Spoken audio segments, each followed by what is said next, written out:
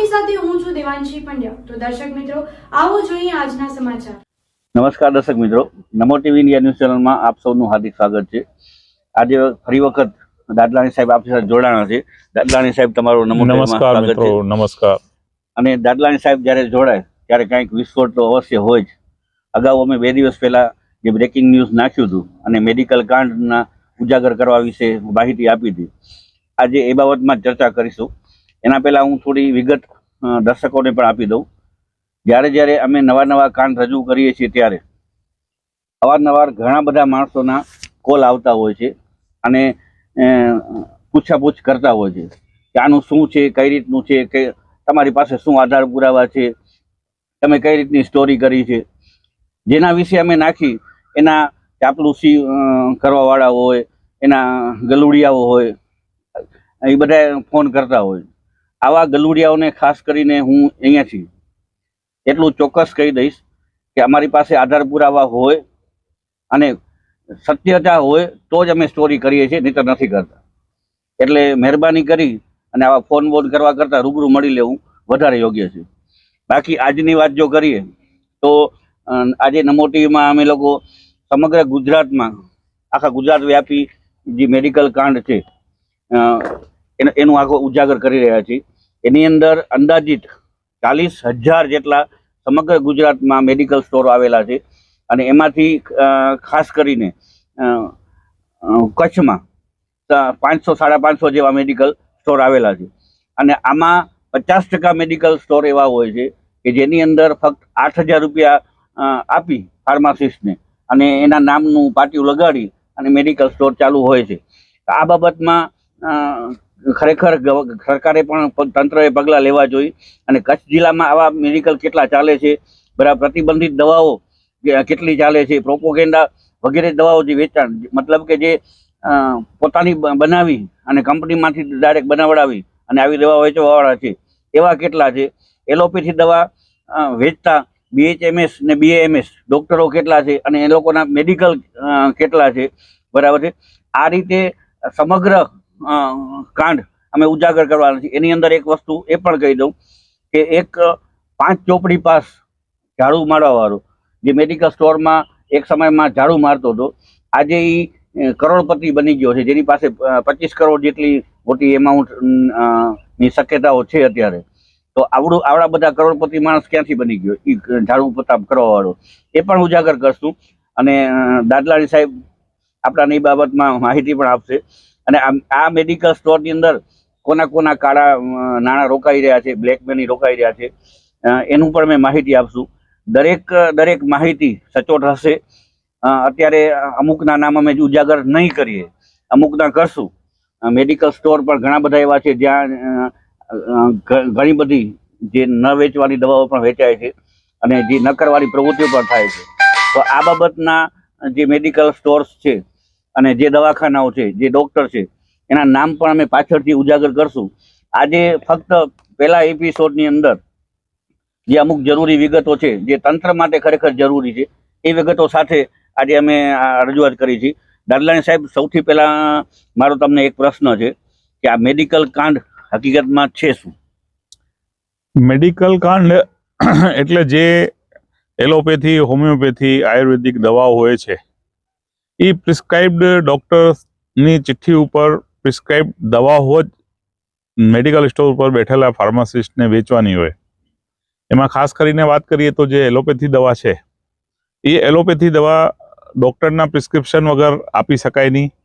એ prescription medical store ઉપર જાય તો ત્યાં હાજર રહેલા ફિઝિકલ ફાર્માસિસ્ટ દ્વારા જ અપાય, ન કે 500-1000 રૂપિયા 2000 રૂપિયાવાળા છોકરા રાખીને અને એમનાથી અપાય। સવારે ઝાડુ લગાવતા હોય અને બપોરે દવા દેતા હોય, એ ન ચાલે। એટલે એ આખો કાંડ ઉત્પાદકથી લઈ અને નીચે રિટેલર સુધીનો આખી ચેન છે।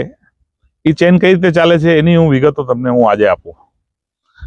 દાદલાણી સાહેબ, આ તમે જે વિગત ઉજાગર કરશો એની સાથે સાથે હું આપની પાસેથી એ પણ જાણવા માંગુ છું કે આમાં કયા તંત્રએ અને ખાસ કરીને જે ડ્રગ્સ ડિપાર્ટમેન્ટ છે એમની શું જવાબદારી હોય છે અને એમને શું કાર્યવાહી કરવાની હોય છે? એમાં સૌથી પહેલા વાત કરીએ તો દરેક જિલ્લામાં ડ્રગ ઇન્સ્પેક્ટર હોય એના ઉપર રાજકોટ આસિસ્ટન્ટ કમિશનર ડ્રગ્સ હોય, એના ઉપર આખા રાજ્યના કમિશનર હોય, ડ્રગ્સ ડિપાર્ટમેન્ટના, ફૂડ્સના અલગ હોય. તો કચ્છની વાત કરીએ તો કચ્છમાં કોઈક સતીશ ભુવા કરીને ડ્રગ ઇન્સ્પેક્ટર છે. એમની ખૂબ જ જવાબદારીઓ છે જે સરકાર વતી એમને નિભાવવાની હોય. જેમ કે દુકાન ઉપર જઈને ડ્રગ્સના રજિસ્ટર નિભાવવાના હોય કે કઈ કેટેગરીનો ડ્રગ્સ છે, એને કઈ રીતે રજિસ્ટરમાં એન્ટ્રી કરેલ છે કે નહીં, એ 2 નંબરથી વેચે છે, પ્લસમાં ફાર્માસિસ્ટ છે કે નહીં, એને દર મહિને એમને સિક્રેટલી જઈને એને તપાસ કરવાની હોય. આ ભાઈ માત્ર ઓફિસના એસી રૂમમાં બેઠા હોય, ઘરે એસી રૂમમાં સૂતા હોય. માસિક હપ્તા દરેક દુકાનથી 2,500 લઈ અને 40,000 સુધી એમને માસિક હપ્તા પહોંચે છે. એ હપ્તા ઉપર સુધી ડિસ્ટ્રીબ્યુટ થાય છે. એમને મેં સંપર્ક કરવાની કોશિશ કરી, પણ ફોન ઉપર જવાબ આપતો નથી. કે મારા ઉપલા સાહેબને પૂછો, ભાઈ ઉપલો સાહેબ કોણ, સૈયદ સાહેબ કે રાવત સાહેબ? એ એના મોઢે નામ ફાટતો નથી, કારણ કે ઉપર સુધી આખી લિંક છે અને બધાને હપ્તા પહોંચે છે. તો ટૂંકમાં મારો કહેવાનો મતલબ એમ છે કે જે દવાઓ જુદી જુદી જીવન જરૂરિયાત હોય, જીવન સાથે રિસ્ક ધરાવતી હોય, ડિલિવરી સાથે છોકરાઓને પ્રસૂતાઓને લાગુ પડતી હોય, એવી કેટલીક દવાઓ છે જે ફાર્માસિસ્ટ સિવાય આપી શકાય નહીં.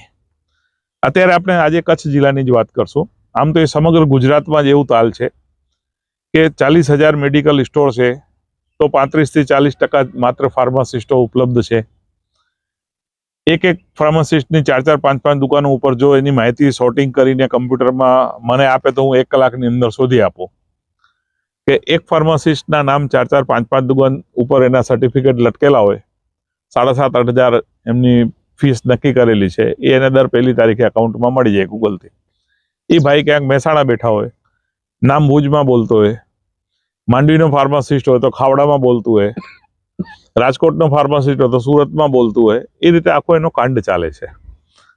હવે આજે આપણે વાત કરીએ કે ભાઈ જે જરૂરિયાત દવાઓ છે, દાખલા તરીકે પ્રસૂતાની અને ચાઇલ્ડ સ્પેશિયાલિસ્ટની વાત કરીએ તો મારા ધ્યાન ઉપર એવું આવેલ છે કે હોસ્પિટલ રોડ ભુજ ઉપર એક રાજકીય માણસ સાથે સંકળાયેલી એના પાર્ટનર્સ છે, અને એ ભાઈ આજથી 10 વર્ષ પહેલા એક મેડિકલ સ્ટોરમાં ઝાડુ પટ્ટા કરતો હતો અને ત્યાંથી શીખીને આજે એમનો મેડિકલ સ્ટોર પોતે ચાલુ કર્યો છે, એજન્સી. એમાં મોસ્ટ ઓફ દવાઓ એ પ્રતિબંધિત પ્રોપોગેન્ડા દવા, એટલે કે તમે તમારા માર્કાવાળી પોતે કંપનીમાંથી મેન્યુફેક્ચરિંગ કરાવો તો એમને એ દવાના સેમ્પલ આ ડ્રગ ઇન્સ્પેક્ટરને કલેક્ટ કરવા માટે જાણ કરવી પડે. ભાઈ હું આ દવા વેચું છું, એમને ચેક કરવા જવું પડે. એ દવાના સેમ્પલ લઈ રજિસ્ટરમાં એન્ટ્રી કરી ઓફિસના એના દુકાનમાં અને એને લેબોરેટરીમાં રાજકોટ, ગાંધીનગર મોકલાવવું પડે. ત્યાંથી જ્યારે એ ઓકે થઈને આવે અને સર્ટિફિકેટ આવે ત્યાર પછી જ મેડિકલ સ્ટોર વાળાને એ દવા વેચવાની હોય. હવે આપણે વાત કરીએ હોસ્પિટલ રોડની, તો એ મેડિકલ સ્ટોર વાળો ભાઈ 99% પ્રોપોગેન્ડા દવાઓ તૈયાર કરાવી. એમાં એક સિનિયર ગાયનોલોજિસ્ટ ડોક્ટર છે, નામ નથી આપતો હમણાં, એ છોકરાઓની પ્રસૂતિઓ કરાવે છે. તો પ્રસૂતિઓમાં અમુક દવાઓ એવી છે કે ભારત દેશની સરકારે ના પાડેલી છે કે આ દવાઓ પ્રસૂતાને ન આપવાની, એટલે પ્રતિબંધિત દવાઓ છે. એની બાજુમાં સામે એક ચાઇલ્ડ સ્પેશિયાલિસ્ટ ડોક્ટર છે. એ બંનેની વચ્ચે આ મેડિકલ સ્ટોર આવેલ છે. એ ડોક્ટર પણ છોકરાઓની જન્મ પછી એમની જે દવાઓ આપવાની હોય છે એમાં પણ અમુક દવાઓની સરકારે ના પાડેલી છે. તો એ દવાઓ બંને આ મેડિકલ સ્ટોર વાળો આ ડોક્ટરોના 100% પ્રિસ્ક્રિપ્શન આ જ પ્રોપોગેન્ડા દવાઓના આવે છે, જેમાં 90% કમિશન એ ડોક્ટરોને મળે છે કે 10 રૂપિયાની દવા હોય તો 110 રૂપિયાની વેચે. તો એ દવાઓનો આખો કાંડ આ હોસ્પિટલ રોડ ઉપરની મેડિકલ સ્ટોરમાં ચાલે છે છેલ્લા ઘણા વર્ષોથી. બીજી જગ્યાઓ પણ એ સપ્લાય કરે છે, પણ મોસ્ટ ઓફ દવાઓ એમની આ 2 હોસ્પિટલોમાં ખૂબ જ વપરાય છે, જે પ્રતિબંધિત છે અને છોકરાઓના અને પ્રસૂતાના જીવનને જોખમકારક દવાઓ છે, જે સ્પષ્ટ ભારત સરકારના આરોગ્ય વિભાગે ના પાડી છે કે આ દવાઓ તમારે નહીં વેચવાની. પછી આગળ જતા વાત કરીએ તો એલોપેથી દવાઓ છે. એ એલોપેથી ડોક્ટર MBBS હોય, MD હોય, MS હોય, એમની પ્રિસ્ક્રિપ્શન ઉપર પર્ટિક્યુલર દવાઓ ફાર્માસિસ્ટ મેડિકલ સ્ટોર ઉપરથી આપે, પણ ફાર્માસિસ્ટ નથી હોતા અને આ દવાઓ વેચે છે. પ્લસમાં બીજો કાંડ એવું ચાલે છે કે ઉત્પાદકથી જિલ્લાના હોલસેલર વિક્રેતા પાસે આવે, હોલસેલર વિક્રેતા રિટેલરને આપે. તો એ ચેનમાં હોલસેલર જે દવાઓ વેચે છે એ દવાઓ અમુક પ્રતિબંધિત હોય. પાછી એ જ વસ્તુ આવી ગઈ, પ્રતિબંધિત દવાઓ છે તો ફાર્માસિસ્ટ સિવાય તમારે નહીં આપવાની. તો એ ફાર્માસિસ્ટના લાયસન્સ લટકાવીને વેચ્યા રાખે છે. તો કુલ મિલાવીને જે ઉત્પાદકો દવાઓ બનાવે છે એમાં બહુ મોટો કમિશન ડોક્ટરોનો પણ હોય છે. તો એ પર્ટિક્યુલર દવાઓ પર્ટિક્યુલર મેડિકલ સ્ટોર ઉપર જ વેચાય છે. તો એ આખી ચેનમાં મારો પેશન્ટનો થાય છે કે એમને એ દવા 10 રૂપિયાની 110માં વેચાતી લેવી પડે, 100 રૂપિયાની દવા હોય 1500માં લેવી પડે. તો આ લોકોની કોઈ સીમા જ નથી. પ્લસમાં હોલસેલરોને ખબર છે કે ભાઈ અમારા પાસે પણ ફાર્માસિસ્ટ નથી, તો સામે એ આયુર્વેદિક અને હોમિયોપેથી ડોક્ટરોને પણ એલોપેથી દવાઓ વેચે છે, જે ગુનો છે.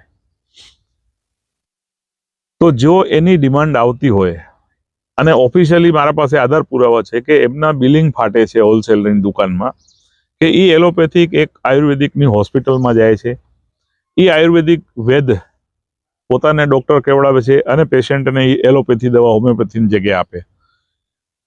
તો એ પણ મોટો ગેરકાનૂની કાયદો છે, ધંધો છે, એ ના કરવો જોઈએ. તો હું આપના ચેનલ માધ્યમથી હોલસેલર વિક્રેતાઓ જેટલા છે જિલ્લાના કે રાજ્યના, તો પહેલી વસ્તુ એમને જ દવા ના આપવી જોઈએ એલોપેથીની, કે જેથી આયુર્વેદિક અને ઝોલાછાપ ડોક્ટરો છે, હોમિયોપેથીના ડોક્ટરો છે, ડેન્ટિસ્ટો છે, તો શા માટે એ જે દવાઓ એમને નથી વેચવી, ફાર્માસિસ્ટ નથી, તો તમે શા માટે એને સપ્લાય કરો છો? તો પહેલી સપ્લાયની ચેન બંધ કરવા માટે હું ચેનલ મારફતે હોલસેલરોને કરીશ. પણ વસ્તુ પાછી ભ્રષ્ટાચાર ઘૂસી ગયો છે. હવે હોલસેલર એ દવા વેચેલ એમને 40% કમિશન મળતું હોય. જો હોમિયોપેથીની લગભગ 100 થી 125 હોસ્પિટલો ક્લિનિકો ભુજ કચ્છમાં છે, તો જો એમને ધંધો બંધ કરે તો નહીં તો મારા ખ્યાલથી લગભગ 10 કરોડ રૂપિયાનો એને ફટકો પડે. એ ધંધો ફટકો ન પડે માટે એ ગેરકાયદેસર રીતે આ લોકોને પણ સપ્લાય કરે છે.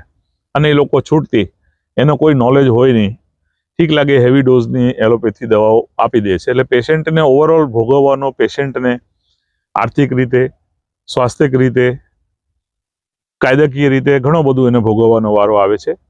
તો હું એ બધી પાછો વસ્તુઓ, તમામ વસ્તુ જેટલી હું કહું છું એ બધી જ વસ્તુઓ ડ્રગ ઇન્સ્પેક્ટર સતીશ ભુવાને જોવાની હોય છે. એ કોઈ સંજોગોમાં ચેક કરતો નથી.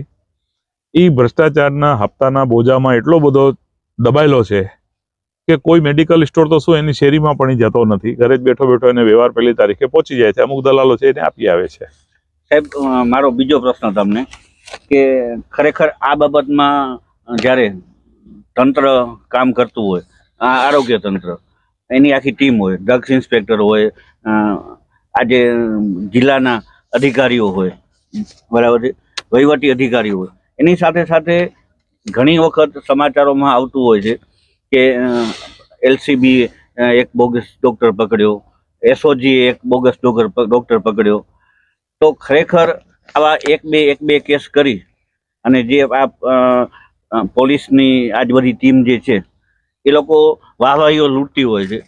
ખરેખર તમને નથી લાગતું કે એમણે જિલ્લા પંચાયતમાં જઈ અને બોગસ ડૉક્ટરોનું લિસ્ટ કઢાવી અને એક સાથે જે અત્યારે કચ્છ જિલ્લાની અંદર 1500 થી 2000 આશરે ઝોલાછાપ ડૉક્ટરો છે, તો LCB અને SOG આ 1500-2000 ડૉક્ટરોને પકડવાને બદલે આવા સિંગલ શોટ ફટકારી અને વાહવાહી શું કામ લૂંટે છે? એમાં હું સ્પષ્ટ શબ્દોમાં કહીશ કે દરેક સરકારી તંત્ર એમને એ ડિપાર્ટમેન્ટ લાગુ પડતો હોય કે ન પડતો હોય, ખાન ખનીજ હોય તો પોલીસ ઘૂસે, આરોગ્ય ખાતું હોય તો ઘૂસે, RTO નો હોય તો એમાં ઘૂસી જાય. એટલે જે એમની ફિલ્ડ નથી એ ફિલ્ડને સિવાય પણ એ ઘૂસી જાય છે. એનું કારણ કે એમને હપ્તા મળતા હોય, જરાક ધાક ધપાટી કરશે એટલે સીધા હપ્તા પહોંચી જાય. મેં આજથી 2 વર્ષ પહેલા DGP ગુજરાતને ફરિયાદ કરેલી હતી. મેં આખી યાદી આપેલી હતી કે ભાઈ RMP PMP એટલે કમ્પાઉન્ડરો થાય. એ 6 મહિનાનો કોર્સ કરી આવે યુપી દિલ્હીની કોઈ ઓફિસમાંથી અને પોતાને ડોક્ટર કેવડાવી અને ઝોલાછાપ બનીને એને એલોપેથિક દવાઓની પ્રેક્ટિસ કરતા હોય. તો મેં એમની યાદી આપેલી હતી 150 જણાની. એનો એક પ્રમુખ પણ છે ડૉક્ટર રાવ કરીને ગાંધીધામમાં, એમને પણ LCBએ બોલાવ્યું હતું. ત્યારે ગોહિલ સાહેબ કરીને હતા પીઆઈ, અને એમના પાસેથી યાદી લઈને અને મેં ડીજીપીને મોકલાવી હતી કે ભાઈ આ 150 જણાની યાદી હું તમને આપું છું, તો તમે એક સામટો બધાને રેડ કરીને એને અંદર નાખી દો. તો હજી સુધી એ લોકોએ કર્યું નથી. એનું કારણ તો પ્રજા સમજતી છે કે હવે પોલીસ ડિપાર્ટમેન્ટ કામ ન કરતો, જે કરવાનો હોય તો શા માટે નથી કરતો. તો જો એ યાદી મુજબ ઉપાડે તો 150 તો એક સાથે અંદર જઈ શકે. નામ શીખે, એડ્રેસ શીખે, સિટી શીખે, ગામ શીખે, બધી યાદી એમને મળેલી છે.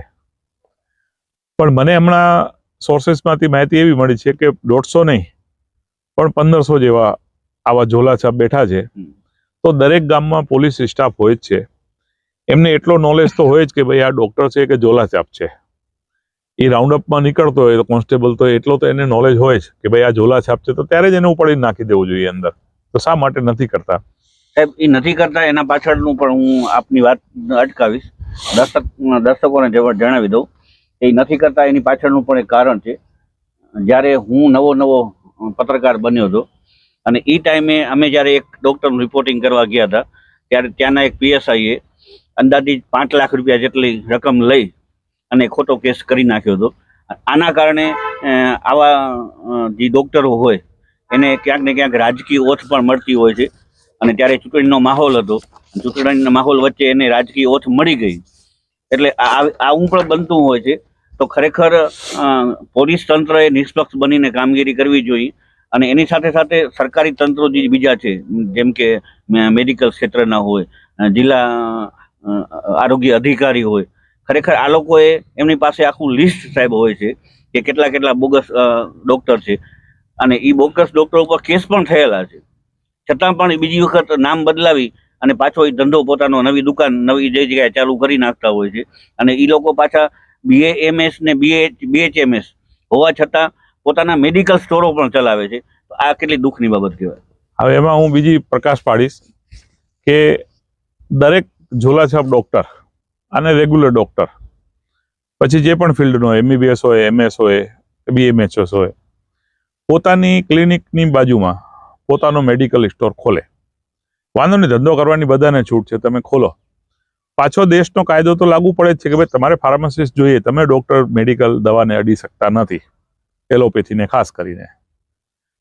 તો એ લોકો પોતે જ બનાવી નાખ્યા. હું તમને આજે 6-7 દુકાનોના નામ આપું છું કે એમાં કોઈ ફાર્માસિસ્ટ નથી, પ્લસમાં મેક્સિમમ પ્રતિબંધિત દવાઓ કોડ્રીન કરીને છે, સ્પિરિટ છે, જે નશેડીઓ નશા માટે ઉપયોગ કરે છે, કે જ્યાં 10 રૂપિયાની બોટલ તમને 100 રૂપિયામાં આપશે.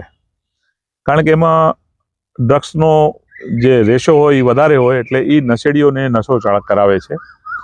તો એ બધી જવાબદારી પાછી સતીશ ભુવાની છે. તો એને ખબર જ છે કે ભાઈ અહીંયા છે તો એવી દુકાનોથી એમને 40-40 રૂપિયા, 1000 રૂપિયા હપ્તો ચૂકવાતો, એટલે એ કંઈ કાર્યવાહી કરતો જ નથી. તમે રેડ કરો તો કોઈ દુકાનમાં તમને એન્ટ્રી મળશે જ નહીં કે ભાઈ 100 બોટલ પડી છે તો 100 બોટલનો તમારે મેડિકલ સ્ટોકમાં ક્યાં છે એ નહીં દેખાશે. એ બ્લેકનો ધંધો કરે છે. એટલે આવી રીતે દરેક મેડિકલ સ્ટોર ખોલીને અને એલોપેથી દવાઓની છૂટમાં દવાઓ આપે છે. કારણ કે ડિફરન્સ એટલો બધો છે કે અત્યારે શાકભાજી કરતાં પણ રેશિયો પ્રોફિટનો તમને મેડિકલ ફિલ્ડમાં મળશે. કે એક દવા જેના ઉપર 100 રૂપિયા લખેલો હોય એની મૂળ મેન્યુફેક્ચરિંગ કોસ્ટિંગ માત્ર 10 રૂપિયા હોય. એ હોલસેલ વિક્રેતા પાસે આવે એટલે 10% એમના ચડે, પછી રિટેલર પાસે જાય તો 15-20% એમના ચડે. હવે અગત્યની વસ્તુ એ છે કે એ ખોટી દવાઓ કે ખોટા MRP વાળી દવાઓ ડૉક્ટર કંપનીની ફેવરમાં લખી આપે, એના માટે મેડિકલ રિપ્રેઝેન્ટેટિવ જેને સ્ટોર ઉપર ડૉક્ટરો ઉપર ફરતા હોય કે ભાઈ તમે સાહેબ અમારો પ્રિસ્ક્રિપ્શન લખીને આપો. તો 2-3 વખત એ જશે, ચોથી વખત ડૉક્ટર ફાટશે કે ભાઈ મારો શું, તો કહેશે ભાઈ તમને 25% અમે આપશું. તે કે ના, મને 40% જોઈએ, મને 50% જોઈએ. તો 50% એમને મળે. હવે તમને એક ડૉક્ટર પ્રિસ્ક્રિપ્શન 1100 રૂપિયાનું લખી આપે ને 1100નો બિલ બનતું હોય તો 440 રૂપિયા ડૉક્ટરને બીજા એમને ફીસ સિવાયના મળતા હોય છે. એટલે પછી બધી આ બોગસ દવાઓ, પ્રોપોગેન્ડા દવાઓ એ ઠીક લાગે, જે ન લેવી જોઈએ એ બધું તમને લખીને આપે પોતાની સ્વાર્થના કારણે. પણ એક નાનો પેદા થયેલ, જન્મ થયેલ બચ્ચો, જેને જન્મ દેનાર માતા, એમને હેલ્થને કેટલો નુકસાન કરે છે એ આ લોકો સમજતા નથી. અને બીજી એક વસ્તુ કચ્છમાં બહુ ચાલે છે, લગભગ છેલ્લા 5-6 વર્ષથી, કે કોઈ પણ નવી દવાનો સંશોધન થાય તો એને ટેસ્ટિંગ કરવાનું હોય, તો અમુક જીવો ઉપર કરવાનું હોય છે. તો આ લોકો એ ન કરીને સીધા ઇન્સાનો ઉપર કરે છે. એ પણ બહુ નુકસાનકારક છે.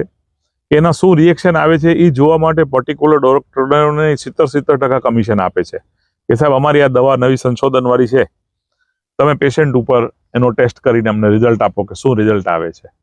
ઘણીવાર પેશન્ટની જાન પણ હાલી જાય છે, ઘણીવાર એમને સિવિયર બીમારીઓ પણ થઈ જાય છે. તો એ બધું પબ્લિકના ભોગે ડોક્ટરોને કરોડપતિ થવું છે, એના સિવાય બીજી કોઈ વાત નહીં.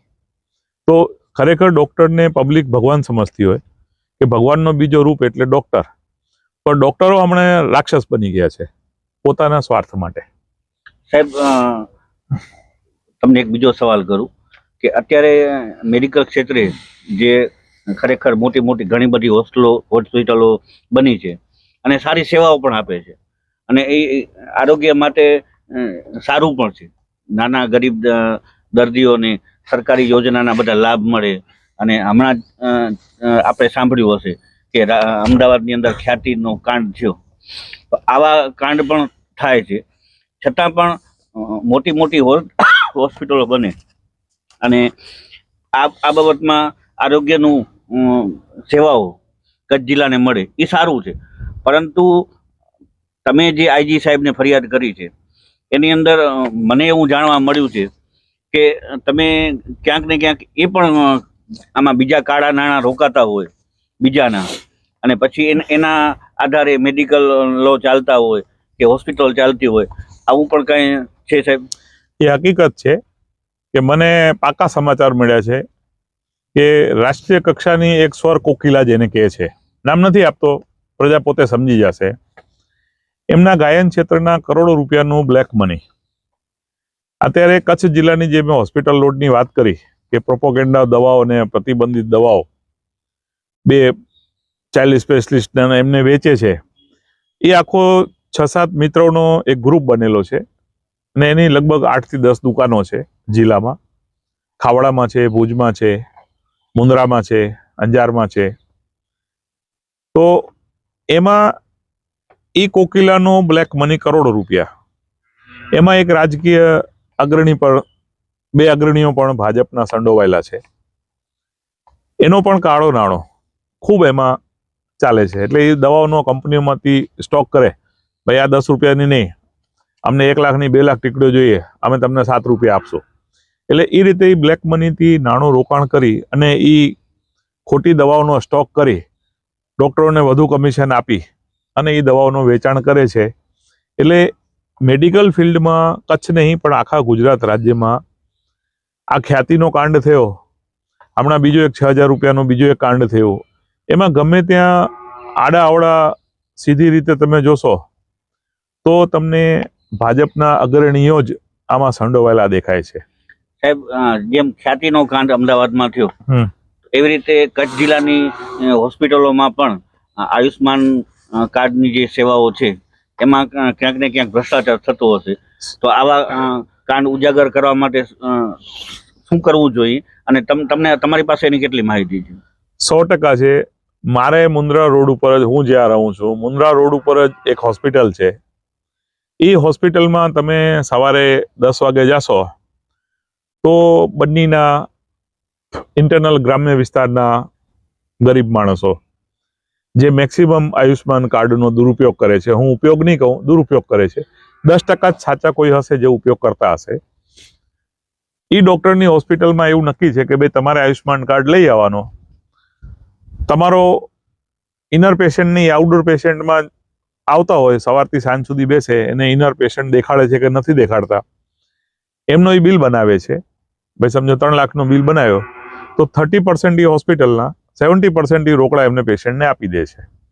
એવું કાંડ આયુષ્માનનો અને બીજા જે પ્રધાનમંત્રીના બહુ સરસ યોજનાઓ છે એમનો દુરુપયોગ એ હોસ્પિટલ સિવાય પણ 3-4 હોસ્પિટલો છે જેમાં ખૂબ ચાલે છે કે તમે કાર્ડ લઈ આવો, 2 કલાક બેસો, તમારો નીચે દલાલ આવશે, કાર્ડ લઈ જશે, તમે ચાય પાણી પીઓ, તમારો એન્ટ્રી બેન્ટ્રી બધું થઈ જાય એટલે તમારે 70% ભાઈ 2 લાખ રૂપિયાનું બિલ બને તો 1,40,000 એમને ડૉક્ટર રોકા આપી દે. 30,000 રૂપિયા પોતાના ખિસ્સામાં રાખે. એવું કાંડ ભુજમાં પણ ચાલે છે. હું થોડા સમય પછી એનો એક્સપોઝ કરવાનો છું. દર્શક મિત્રો, આજે પ્રથમ એપિસોડમાં મેડિકલ કાંડમાં આપણે ઘણી બધી વિગતો મેળવી. આના પછી નેક્સ્ટ એપિસોડમાં અત્યારે ફક્ત આઈજી સાહેબને ફરિયાદ કરવામાં આવી છે દાદલાણી સાહેબ દ્વારા, અને જે પણ આક્ષેપો કરવામાં આવ્યા છે એ લેખિતમાં ફરિયાદ રૂપે આપવામાં આવ્યું છે. આના સિવાય હવે જ્યારે આગામી દિવસોમાં ગાંધીનગર સુધી ફરિયાદો થશે અને ત્યારે નવા જે કાંડમાં જે પણ સામેલ છે એમના મેડિકલ સ્ટોરોના નામ, હોસ્પિટલોના નામ, ડોક્ટરોના નામ, આ બધી વિગત સહિત બીજા એપિસોડમાં નમો ટીવીમાં પ્રસારિત કરવામાં આવશે. એમાં બીજી એક ગંભીર વસ્તુ રહી ગઈ મારાથી કહેવાનો, હું ઉમેરીશ કે કચ્છ જિલ્લાના આરોગ્ય ખાતાનું એક નિવૃત્ત કર્મચારી, એ ક્લાર્ક હતો, સિનિયર મોસ્ટ ક્લાર્ક હતો, આરોગ્ય ખાતાના નિયમોથી, કાયદા કાનૂનોથી સારો જાણકાર છે.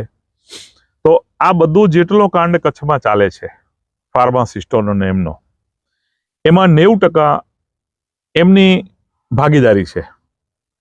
તમને ફાર્માસિસ્ટનો લાયસન્સ જોઈએ એ તમને મેળવી આપશે.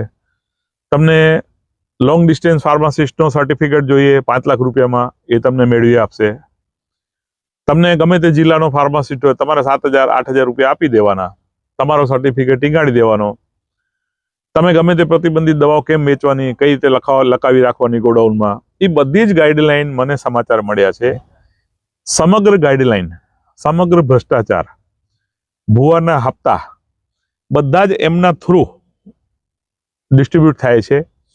અને મારા પાસે એવી પણ વિગત આવી છે કે સતીશ ભુવા જે મોબાઈલમાંથી રૂપિયા લઈને એને ગૂગલ કરે છે એ નંબર પણ મારા પાસે આવી ગયો છે. એ હું નેક્સ્ટ એપિસોડમાં ફોડીશ કે ભાઈ રૂપિયા કઈ રીતે ટ્રાન્ઝેક્શન કરે છે. કે આજે ભ્રષ્ટાચારના રૂપિયા મળ્યા તો એ પોતાના મોબાઈલના ગૂગલમાંથી નથી કરતો, એ બીજાના ગૂગલ નંબર ઉપરથી પોતાના ખાતાઓમાં ટ્રાન્સફર કરે છે. એની વિગત હું એપિસોડમાં આપીશ આગલામાં. ખરેખર સરકારી તંત્રો, ખાસ કરીને પોલીસ અધિકારીઓ આ બાબતમાં ઊંડા ઉતરી અને તપાસ આચરે તો ખરેખર ઘણું બધું નીકળી શકે એમ છે. અને લોકોના આરોગ્ય સાથે થતા ચેડા અને નાના બાળકો અને મહિલાઓ માટેની જે હેલ્થને નુકસાનકારક દવાઓ છે, પ્રતિબંધિત દવાઓ, એનું વેચાણ બંધ થઈ શકે છે. તો આ બાબતમાં પણ તંત્ર ધ્યાન દોરે એવી અમે અપીલ કરીએ છીએ. દાદલાણી સાહેબ, ફરી એક વખત તમારો ખૂબ ખૂબ આભાર. Thank you very much. તો દર્શક મિત્રો, આ હતા આજના સમાચાર. ફરી મળીશું નવા સમાચારો સાથે. ત્યાં સુધી રજા આપશો. નમસ્કાર.